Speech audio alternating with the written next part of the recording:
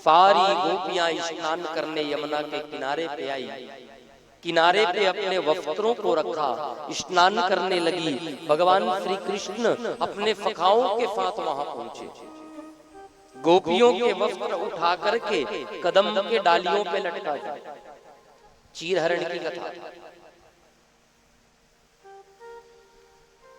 गोपियों का ध्यान आया, अरे सखी हमारे कपड़े कहाँ गए?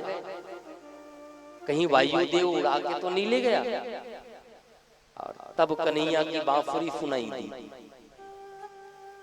देखा तो कदम वृक्ष पर भगवान बैठे हैं, बांसुरी बजा रहे हैं, डालियों पे कपड़े लटक रहे हैं। गोपियों ने कहा अच्छा तो आप हैं। हाथ जोड़ करके गोपियां कहती है, श्याम सुंदर ते दास्यः, हे प्रभु हम आपकी दासियां हैं, कृपा करो, हमारे कपड़े वापस करो। और थोड़ी धमकी भी दी, नहीं तो जाके राजा को बता देंगे। भगवान ने कहा वाह, एक तो अपने आप को मेरी दासी कह रही हो और धमकी भी दे रही हो। जाओ, नहीं देंगे, जो करना है कर लो। हाथ जोड़ के गोपियां कहती नहीं नहीं नहीं प्रभु कृपा करो, कपड़े वापस करो, हम घर कैसे जाएंगे? भगवान ने कहा कपड़े चाहिए? हाँ तो एक काम करो, निकल के यहाँ आओ और ले जाओ। गोपियां बोली नहीं नहीं नहीं नहीं नहीं, हम निकल के नहीं जाएंगे, आप वहीं से फेंको, हम ले लेंगे। भगवान ने कहा नहीं, हम नहीं फेंकेंगे, कपड़ा चाहिए तो निकल के यहाँ।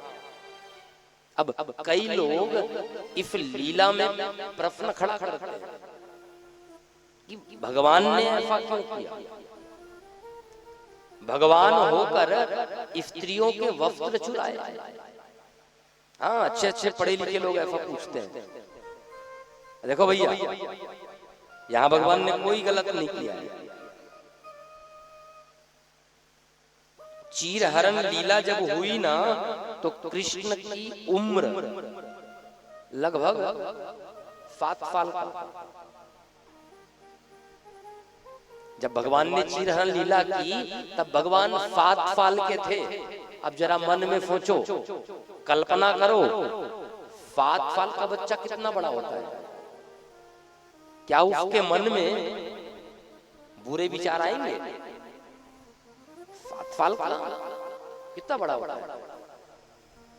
क्या उसके मन में वासना जागेगी? नहीं भाई। जो लोग कहते हैं ना भगवान ने गलत किया, ऐसे लोगों से निवेदन करूं, एक बार भागवत पढ़ लो, फिर बोलना। ऐसी निंदा मत करना मेरे कृष्ण की। निंदा करने से पहले शास्त्र का अध्ययन कर लो, फिर निंदा किया करो। आपने एक बार भी भागवत खोल के नहीं देखा, रामायण खोल के नहीं देखा, और निंदा करने के लिए सामने आ गए। एक चौपाई पकड़ ली रामायण की और रामायण जलाने लग गए। ढोल गंवार शुद्ध पशु नारी, ये सब ताड़न के अधिकारी। एक चौपाई पकड़ लिया बस, उसके आगे पीछे का चौपाई किसी को याद नहीं होगा। वो निंदा करने वाला जो राजनीति में है, उस मूर्खानंद को भी पता नहीं होगा रामायण का भाव क्या है। क्या दफा हो गई हमारे देश की।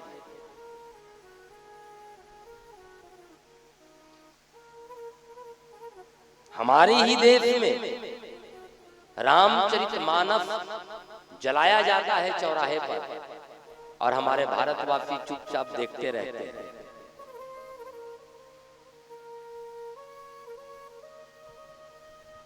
कल हमारा घर जलाया जाएगा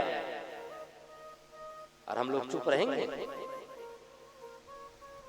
आज हमारा शास्त्र जलाया जा रहा है और हम चुप हैं।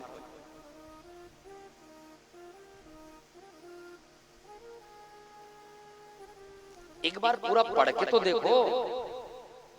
लेकिन आप लोगों के पास टाइम कहाँ है पढ़ने का? आप तो वो पढ़ेंगे ना जिससे आपको नौकरी मिले।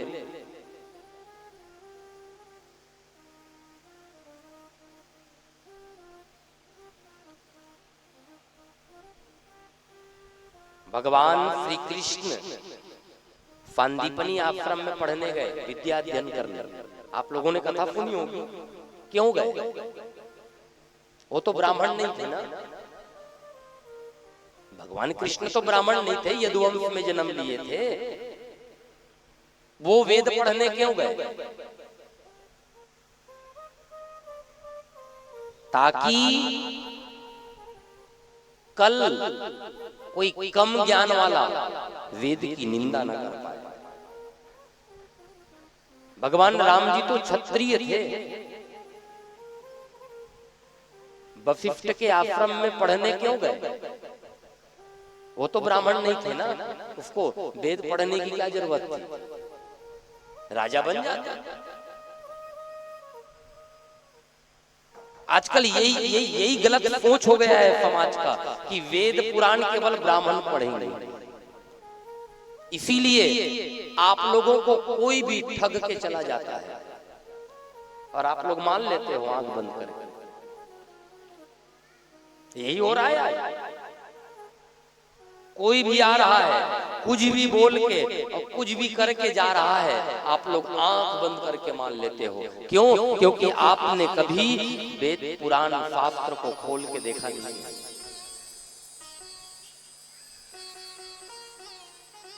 आवाहन करना चाहूंगा मैं समाज से कि सब पढ़ो अपने धर्म शास्त्र को।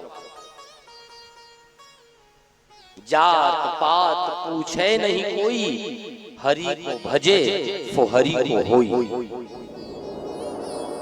और ये जो लोग जात पात के नाम पर लड़ा रहे हैं ना, ऐसे लोगों से दूर रहो। ये लोग हमें ही आपस में लड़ा के हमारी एकता, हमारी संप्रभुता को तोड़ देंगे और नुकसान हमारे सनातन धर्म का होगा।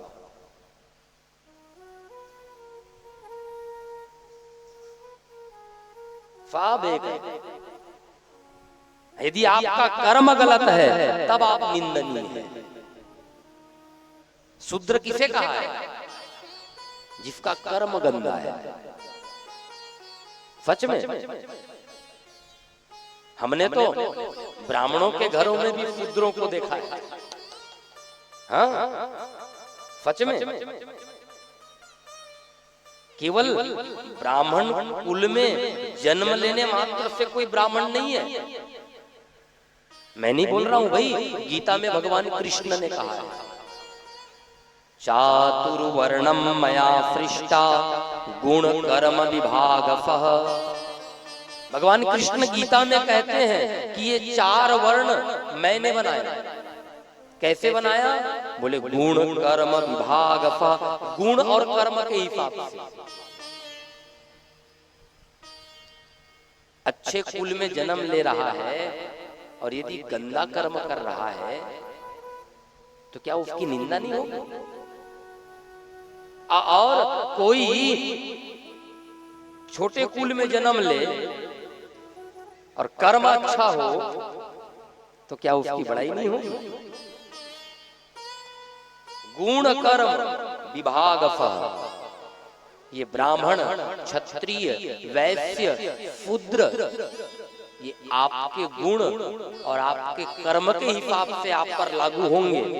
ये जात नहीं है, याद रखिए। ये 4 वर्ण है। जात पात तो हम लोगों ने बनाया ना। भगवान की सृष्टि में तो केवल 2 जाति है, स्त्री और पुरुष, नर और मादा। बस हर योनि में देख लो, और तीसरा नहीं। स्त्री और पुरुष 2 जात। जात पात के नाम पर आज इतने बढ़ गए हम लोग,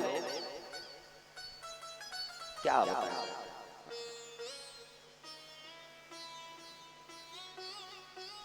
तो निवेदन है, आप अपने घर में अपने धर्म शास्त्रों को रखो। यदि हिंदू हो तो ये धर्म शास्त्र आपके घर में रहने चाहिए। और जब जब आपको टाइम मिले ना, अपने गृह कार्य से, ड्यूटी से आ जाओ तो कम से कम आधा घंटा खोल के देखो क्या है। हाँ, गीता प्रेस में छपा हुआ 18 पुराण अपने घर में रखो, स्वयं पढ़ो, बच्चों को पढ़ाओ, पता तो चले हमारे बच्चों को हमारा धर्म कैसा है। हम लोग तो बस सोशल मीडिया में जो दिखाया जाता है उसी को मान लेते हैं। स्वयं पढ़ के देखो, पता चलेगा। कोई रोक टोक नहीं है, कोई पाप नहीं लगेगा। कौन कहता है? ये पुराण इसीलिए लिखा गया है, 18 पुराण इसीलिए बनाया गया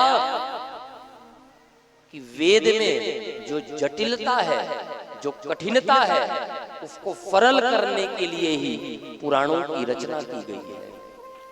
ये सबके लिए है।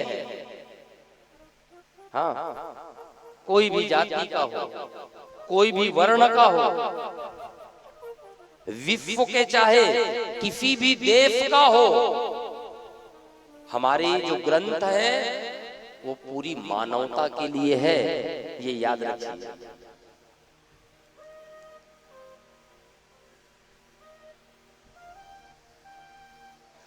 केवल हिंदुओं के लिए है ऐसे धोखे में मत रहना। मैंने कहा ना, पूरी मानवता के लिए है।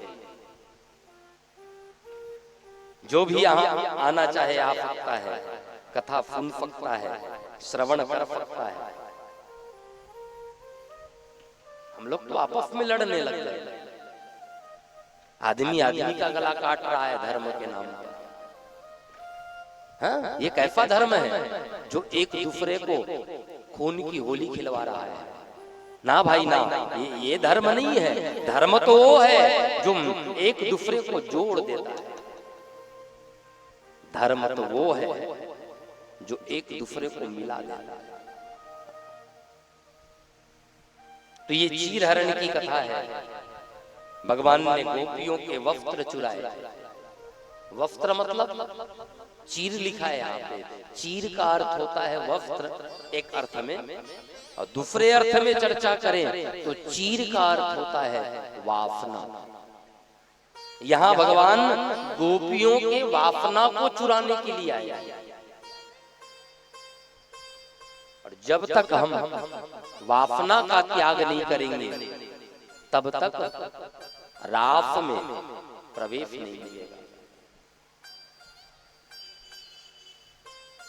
चीर हरण की कथा सुनाई सज्जनों।